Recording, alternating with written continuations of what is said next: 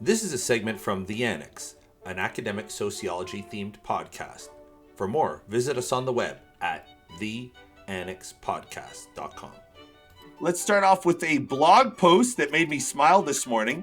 On Scatterplot, Dan Hirschman wrote about this study by, pardon the pronunciation, Christopher, Scheidel and Sarah Guthrie from West Virginia University about the public's faith, or how much credibility the public gives economists versus sociologists. In short, people see sociologists and economists as roughly having the same levels of credibility. And for me, this falls into the category of a finding that on one hand seems totally obvious, while on the other hand seems like an idea that would jar the worldview of some people in our discipline. Well, I view it as a sign of low public scientific literacy.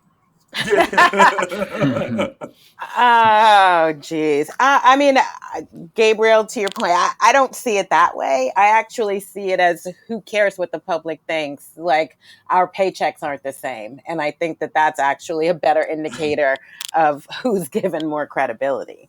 Well, they're probably linked, right? Like if the market rate for people with economic skills are perceived to be more valuable by businesses, then like a department who's hiring has to offer a pay package that's commensurate with like the candidate's, next best career option. And for like an economist, that's probably working at a bank, and for a sociologist, I don't know, Yeah, I don't know. I don't know, Joe. I mean, I think that maybe this could be an indication that the market doesn't reflect, like the market or whatever it is we say the market is doesn't actually reflect the way in which the public views us, right? And so maybe there needs to be some kind of correction, although I don't see that happening anytime soon. It's funny that Joe's basically giving an economics answer. And Leslie's giving more classically, right? I mean, one of you's talking about status and the other's talking about supply and demand. Yeah. Well, it speaks to like it's a useful, set of theoretical tools. But like for me, I think basically what this is a sign of is that the public doesn't care much about what any social scientists have to say about anything, right? Well, you're also missing a piece of data, which is that Soch had a much higher don't know answer. Right. Than econ, and it's simply, and we've all had that experience personally where, you tell your grandma, I, got into Princeton or UCLA for my PhD in sociology. And she's like, oh, you're going to be a social worker. Yeah. Yeah, I've been there. Yeah. She's like, oh, wonderful. Wait, for what? I also think, Joe, that, this is also an indication of, status envy on our part that we actually decided to discuss this piece. See, we are good. We are as good as they are. This is I've heard, I think it was Kieran who described the rivalry between Soch and econ as like Princeton's rivalry with Yale, where like Yale thinks it's a rival with Harvard, but Princeton thinks it's a rival with Yale, or like one of these like one-sided things of like, someone who you think is your enemy, but they don't even know you exist. Yeah. I think that's true. It's also like, so where does this impression come from that economists are like all powerful or so influential? I remember, so I first came to the discipline like in grad school, which in and of itself says something about the discipline that I went to a PhD without having studied sociology beforehand. Like it struck me as weird that like when I got there and I went to seminars, economic sociology seminars, everybody was just so, economics fixated, as if there was like some type of collective belief that economists had like masterminded an ideological takeover, well, and it's also funny because like the way a lot of economic sociologists talk about economists is the way that you imagine like peasants talking about Jews. Like they're obsessed with them, but they have like these crazy notions and don't really reflect what actually goes on in econ. So like, for instance, there's this idea that economists don't understand that they're making bold assumptions.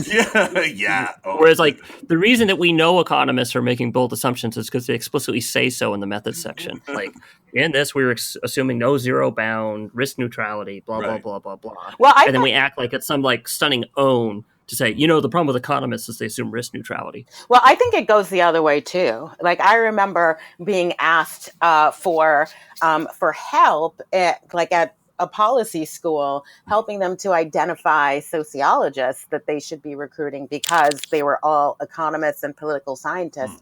And one of the things that they asked, they're like, oh, and can you only send empirical sociologists our way? And I was like, what do you mean by that? Right. And they were like, yeah. And I was like, oh, I think you mean quantitative, right? Qualitative work is also empirical. And that was like a mind-blowing thing to them. Yeah. And I actually think it's funny that in some ways, econ is a much more theoretical discipline than sociology is. I mean, there's far more economists doing pure theory than sociologists. It's just they do it with calculus. Yes. So it doesn't feel like theory. I don't think they would necessarily be asking for quants in that situation, because there is like a whole genre of, economics that basically works in formal models and simulations, like fundamentally non-empirical things, like in the strict sense of the word.